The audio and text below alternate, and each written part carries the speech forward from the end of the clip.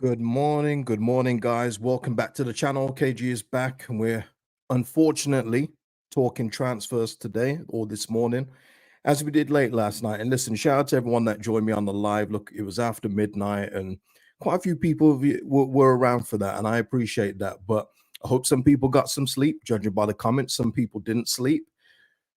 But yeah, we have an update to the Georginio Rutter story, people, and it's significant, and there's a lot of questions going forward, and we're going to bring some up today. And listen, people, you know the drill: like, comment, subscribe. Thank you to Texas Leeds, Mr. Pete, and Stephen Short for the super thanks in the last video, guys. Much appreciated for the support. Shout out to all my members as well. As always, big up for that extra support that you give me. If you want to become a member, link is in the description or is next to the subscribe button called join. And shout out to all of you. Getting a lot of this. I mean, this is the extreme that I wanted to address. I mean, a relegation fight is a little bit strong, but again, that's why I'm here, to give you some context. But does the top two guarantee that I said a couple of weeks ago go out the window? Yeah, absolutely it does. Like I say, my opinion changes when the information changes, and the information has changed pretty drastically when I was talking about we should walk the league. Not walk the league as such, but comfortably finish top two. You take out Somerville, you take out Georginio, your team just becomes another kind of championship team with some, not star players, but good players. Nanto would be a star player, but yeah, it looks drastically different. But listen, we'll talk about it. Subramania, this is a heartbreak. Yeah, it's crap. And just on a point I made on last night's stream, I was talking about the release clause, and if you get a relegation release clause, and usually it is half of what you've paid or a fraction of what you paid, just so it's easy exit for both the club and players. But what I will say, that if the release clause isn't a relegation release clause and is just a plain 40 million release clause, as in if a club, we buy him for 35 and a club comes in for 40, then yes, that is bad business. 100% that is bad business. You shouldn't be putting in a release clause that is just 5 million more than what you've bought them for. But if it's a relegation release clause, then those usually you don't even get like half back sometimes. And that is when it is good business. But if the release clause is just a straight up one that has no basis on us being relegated in the first place, yes, that is bad business, people. Deshaun saying, didn't even get a chance to finish the match reaction and you're live already with the worst possible news. Yeah, it sucks. It sucks. Lee, just mind your language, man. Mind your language. This isn't this kind of channel. We're sensible here. This is a football man's channel. This isn't, a drunk pub, rant. We do things properly here. So just mind your language in the chat, man. Chris in the house. Every year, every one of my daughter's favorite player every year gets sold. She needs to get Bamford on her shirt and a Farker coat. Yeah. Freddie here. KG, unreleased clause publicly known to other clubs. Well, look, Freddie, let's talk about it. Obviously, we know that this was the David Ornstein bomber last night, 40 million release clause. We then get some additional information from Joe Donahue saying that the release clause expired at midnight, so Brighton did activate it earlier in the day. So let me just make it clear, because it seems some people still didn't understand it in the comments. It means that they had until midnight to activate it. So whether they bid at 11:59, which they clearly didn't, they did earlier in the day, that was the last day for this particular clause to expire. So whatever this 40 million was, it was done yesterday on the 14th of August at midnight. And it's a good point. Some people saying, did the players know earlier in the day as to why that performance last night was so abject? Guys, even if they did know, this is what I was talking about yesterday, and I said it on both streams last night. This club loves an excuse not to win games, loves an excuse, and fans love to give the players excuses not to win games. Even if the players did know that Georginio had a bid accepted from Brighton and it looked likely he was going to go, that is still no reason to put out that performance last night. I'm sorry, there is no excuse. You get on with it. You're a professional footballer. You act so, you do so. I know it's gutting. Georginio is a heartbeat of the dressing room, it seems. He's front and center of everything. But you get on with the job at hand. There was players last night playing that want to impress to start league games. I'm not having that. Georginio Rutter's news as just completely taking you out the game. Could it have a little, bearing on it? 100. Of course it could. but you do your job. And there was players last night that did not impress at all to come into the first 11 come Saturday. None at all. Yeah, Paul, inexcusable last night. Yeah, but listen, it's a great point made by some people in the comments in regards to did they know about the news. It is a great point, but it is still no excuse for me. So yeah, Joe Donahue updating with that, and then Florian Plettenberg, who German correspondent for Sky Sports, who's usually on the money with a lot of things. Here's the latest update, people. Lee Waters with the super chat. Must win territory yet. Beautiful morning. It's a lovely morning. Eh? We've still got lungs in our breath in our lungs, haven't we? Air in our lungs, as we say. Oh, Freddie Mac as well about release clauses. Freddie, it won't be a secret because agents, clubs talk.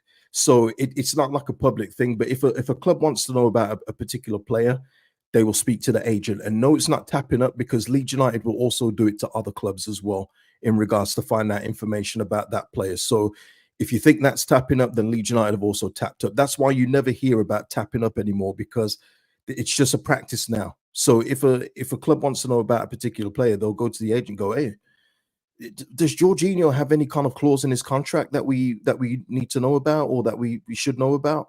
That's how it happens, people. That's how it happens.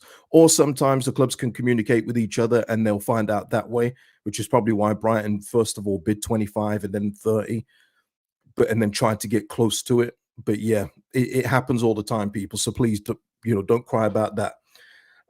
Listen, Pletigo writes this morning, understand that Georginio Rutter has now agreed to join Brighton with immediate effect.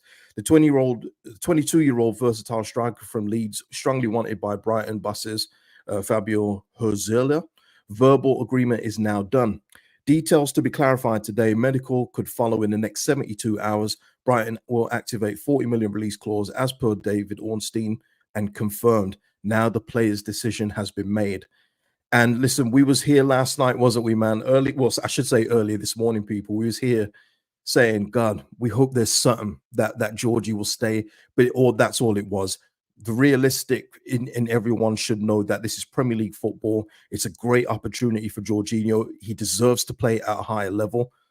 Only ones with a very low football IQ would think that he's not a Premier League player, and that's fine. There's loads of fans like that about, but he's earned the move and he deserves it. But as from a Leeds fan point of view, this sucks. It sucks, and there's no other way. There's no sugarcoating this. We've lost Somerville and we've lost Georginio. We've literally lost Daniel Farke's game plan of last season. Simple as that. And when he does go, we do need to speak about Daniel Farke in a bit more detail. We do. I listened to his quotes last night. He didn't really say anything out of the ordinary. He took full responsibility for the loss, talked about all the changes. But again, Daniel, you weren't the only one that made changes. Middlesbrough made 7 themselves. And you would argue that our second string should be stronger than the Middlesbrough second string. No excuses. But he's taking it on the chin himself. But yeah, Darren here saying our talisman gone, no confidence in the team now. Yeah. Well, look, listen, I completely get it. Look, there's some people saying that we'll be lucky to not be relegated. We'll finish 10th.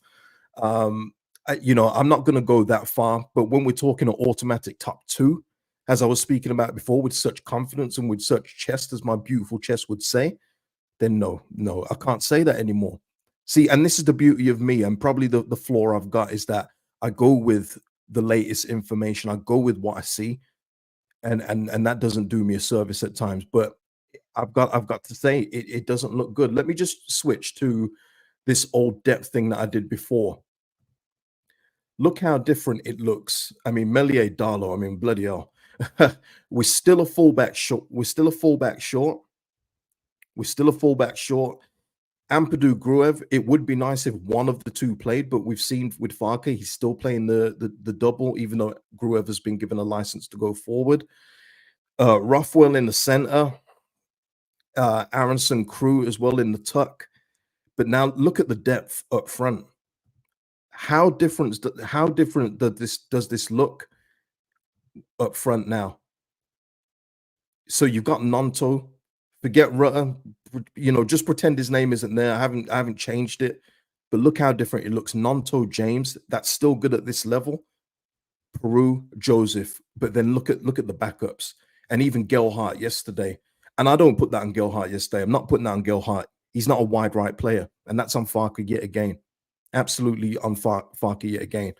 Jamie saying we need about 5 signings. Jamie, at least, because I equate it to Somerville. I say the exact same thing about Somerville. We needed 2 players to replace him. And even Farke said one player can't replace him. And that's the manager talking. And he shouldn't be saying things like that if he didn't think 49ers would back him. But we needed 2 to replace him. We need 2 to replace Georginio. Simple as that. You can't replace these players one for one, not in the championship. If we was in the Premier League, of course we could. But we're not playing with a Premier League deck of cards here. We're playing in the championship. Gutting. I'm gutted about this. I did think with Jorginho there would be lesser chance of someone coming in for the release clause because, like we said, we heard about 25, 35 million release bids being rejected. I thought, okay, that should stave off a few teams. But I tell you, Premier League money is different. And what else did I say, people? Clubs do business with a couple weeks to go. That's why I said at the start of the month, don't think that just because Somerville is gone or anything like that, it means that everyone is safe. Clubs do business with a couple weeks to go. They wait for everyone to come back. They finalize their squads. They pretty much know what their 25 is. They know where an improvement can be made. And they'll say, you know what? Go get that Georginio from Leeds. Or hopefully, let's put it out there. Go and get that Gustavo Harmer from Sheffield United. You know what I mean? Hopefully there will be some more of that because at the moment we've lost all our magic dust, all of it. All of it's gone. The creative spark in Somerville, the more creative spark out of nowhere in Georginio, they're gone. They're gone.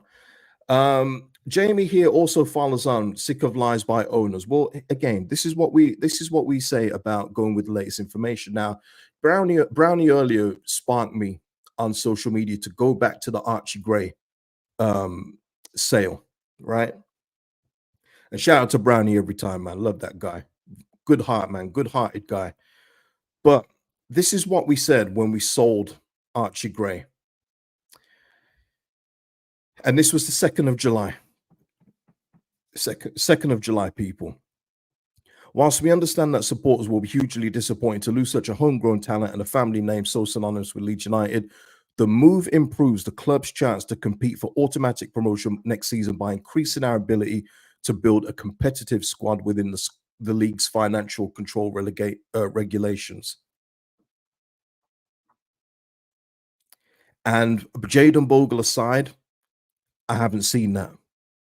And like I say, and I've said this all along, words are one thing, actions speak louder for me. And that's always been the case. Actions always speak louder than words. And so far, I haven't seen it.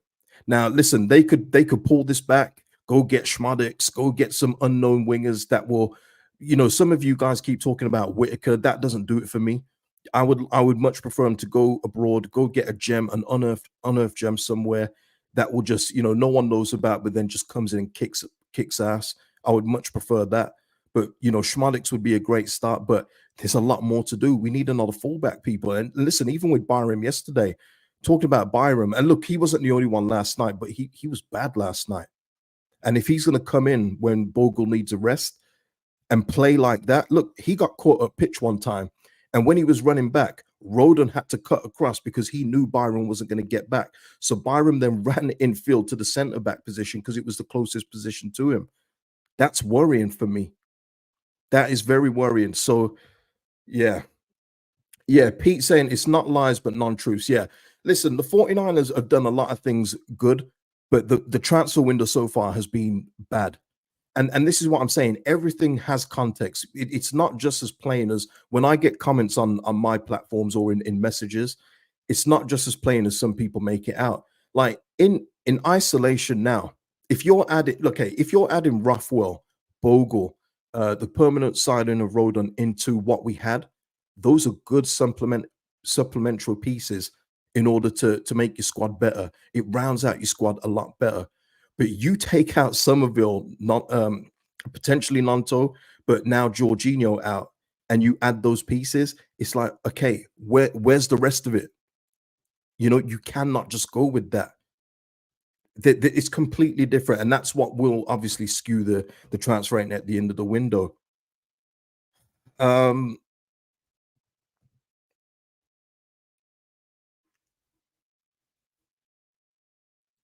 I mean, this is another one. I'm not gonna go too much into this because we'll never know.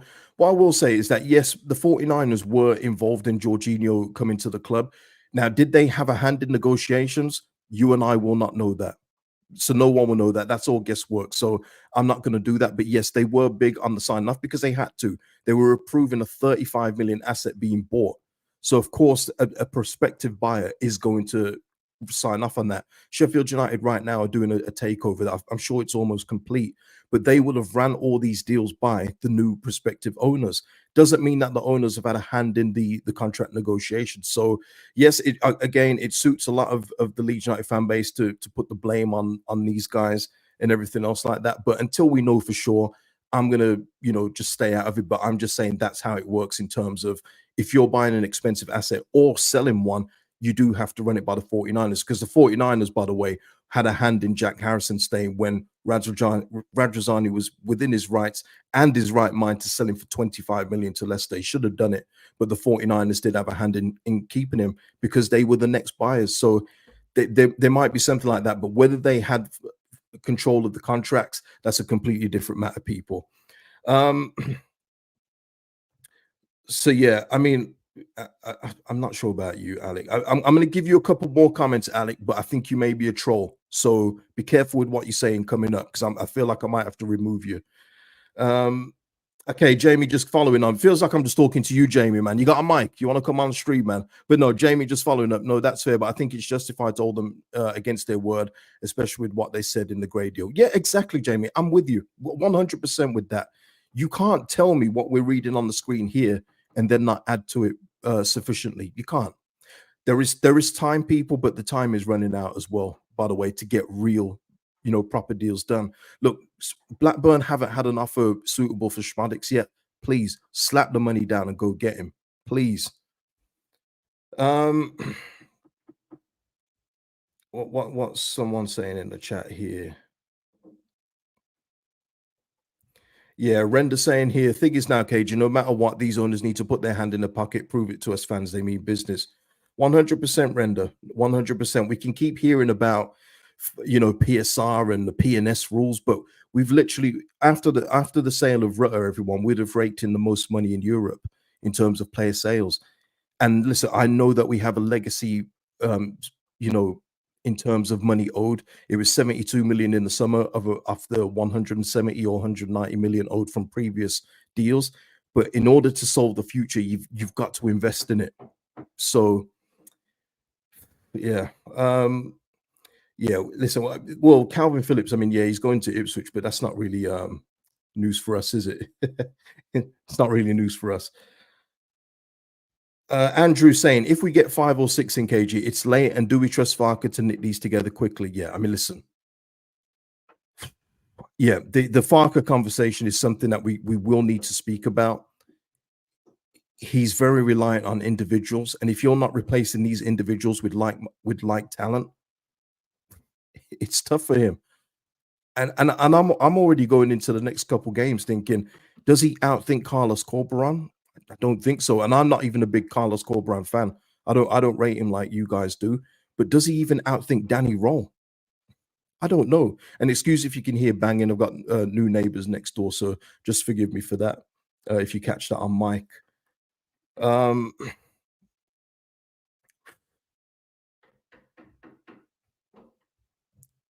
Let me just see if there's anything. Let me just see what else there is. Yeah.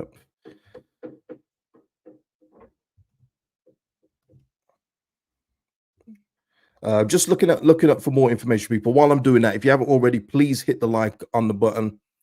Hit the like button. It really does help out the channel, and it's free to do. So please do hit the like. Algorithm.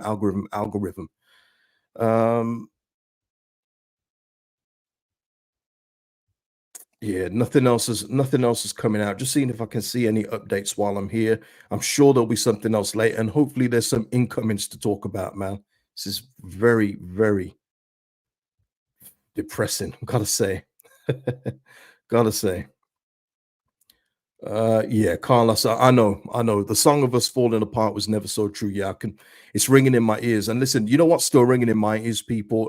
This Jorginho news sucks, but being Olayed, at the hallowed turf of Ellen Road by Middlesbrough fans. Embarrassing. Olayed, you know. Olayed at Ellen Road in the second game of the season. Crazy. Crazy. Jeremy saying incoming's good joke, KG. Well, you know, gotta lighten the mood a little. Oh boy, guys. So yeah, people, that is the latest update. Uh like I say, the Farker conversation comes when this sale is complete. And listen, it says 72 hours. Plettenberg says 72 hours, but we know these things can get accelerated very quickly. And look, it goes back to that thing again. Remember what I said when the yellow shirt came out? I didn't manage to find it on here, but remember what I said when Georginio was talking about the yellow shirt? It's memeable. And I was thinking, please, why did he say that? It's memeable because if he goes, it's going to get thrown back in our face. Remember what he said when he's wearing the yellow shirt? Oh, I can't wait to score loads of goals in this shirt. Awesome. Why us, man? Why always us? Crazy. Colin saying keep the faith. Yeah, listen, Colin. Like I said, I want to just put some context from my personal point of view. I don't speak for everyone. I always say that I speak for myself. But does it make our top two chances a lot harder? 100% it does. Do I think that there's still talent here to finish in the top six? Of course I do. There's still players here, and this is where you have to put it in perspective compared to other teams, that we still have talent that is way above some of the other teams in this league. Most of the teams in this league, they don't have a Dan James or Willie Nanto, but I keep saying these things, they get picked off. Maybe Pascal will be next. I don't know. But in terms of that, I still think that we've got a good opportunity, and it depends as well what we add. But if we don't add to it, then yeah, it's looking bleak. I'm not gonna BS you. I'm not gonna BS you, of course. Yeah, what was that, Deshaun? He didn't even play in it. Yeah, no official game in the yellow shirt. And you've got to think as well, people, regardless, he won't be playing on Saturday. So let you know, we don't even need to hear team talk, I don't think. He played last night, and you know, apparently I still didn't see it, people, but apparently he was crying near the end of the game. But that was just one person that said it. I didn't see that. But I will highly doubt, with Brighton putting in the bid now, that they will allow Georginio to play in that game. So let's just rule Georginio out for the West Brom game, and now the team looks completely different, doesn't it? So yeah, please, I hope not, Gary. But if you don't have the team that I believe you should have for the top two, yeah, it is what it is in that. But you know what? I don't want to speak about Farker in this one. We're going to wait to do that on a separate stream because it deserves its own stream, in all fairness, in all honesty. But yeah, I'm going to leave it there, people. It's early in the morning. I hope that you guys can enjoy the rest of your day. You know, do something that makes you happy, man. Listen to some music that you love. Let's watch a movie you love. Go hug your family. You know, see a friend or something. Try not to let it get you down. And I'm talking to myself as well here, people, because this news sucks. There's no two ways about it. John with the super chat just before I go. Thank you, John. Let's hope things can't get worse from here, and we can correct our course with the season still in front of us. We can only hope, John. We can only hope. Bobby saying Ben Jacobs tweet. Okay, guys, I'm not going anywhere yet. Let me see. Bobby's usually reliable for me. I trust you, Bobby, because Ben Jacobs, though, he's a little bit of a tapping much. Let me see, though. Let me see. I can see Jared. Okay, right. Are you okay? Right. Okay. Let's see. Let's see. I mean, I don't think this is. I get it, Bobby, but I think if he's already agreed terms, I'll read in it. I'll read it. Let me just say, Spence, fancy meeting for a bite. If you give me some orange juice or Red Bull, I'll be there. I'll be there. But Ben Jacobs here is saying this, but I'll be real with you. Ben Jacobs isn't the most reliable for me, but I'll read it out anyway. Thank you, Bobby. Leeds are doing everything in their power to try and keep Georginio Rutter, despite Brighton activating his 40 million release clause, which expired at midnight this morning. Leeds knew Rutter would wait for the clause to expire and thus leave his options open until that point. So just okay, let me just continue. Now Rutter knows Brighton have triggered the clause. The 22-year-old must decide whether he wants to move. Leeds are in the process of countering with improved terms and haven't given up on Rutter staying yet. Fast-moving talks today to clarify situation. I mean, that sounds the more favorable one. I hope that would be true. But yeah, I guess we'll see how it plays out. But I think the Plettenberg report is probably the more likely. I mean, I would absolutely love it though, people. Of course I would. If Georginio says no, I want to keep at this thing. I'm not interested in playing at Old Trafford next year. Give me home park in Plymouth. But yeah, I doubt it. I highly doubt it for this one. But look, if you want hope, there's hope. There's hope for you. There's hope. But just on that though, in terms of Jorginho and his agent, because a lot of people would have said as well, and this is another comment I get, why wouldn't you just give him a new contract and take out the clause? And it's because of things like that. Even though Jorginho loves it here and he's comfortable here now, which is very evident, these are still players with careers. They still look out for the best opportunity first, and there's nothing wrong with that. Again, I salute that if you've got the talent to do it. So no harm in that for me. But that's the reason why. Just because they seemingly love Leeds from the outside, again, we're the only people that support Leeds United. The players, no matter how much affinity they have with the club, are still just employees. We're not. We're here, rain or shine. So there's a difference with that, people. Yeah, I agree with that, Tommy. But give people a little bit of hope. That's it, people. I'll see you in the next stream. I'm sure I will be back at some point today. Keep it locked. Turn your notification bell on, and I'm sure I'll be back later today. Guys, like the stream before you go. See you in the next one. Peace out.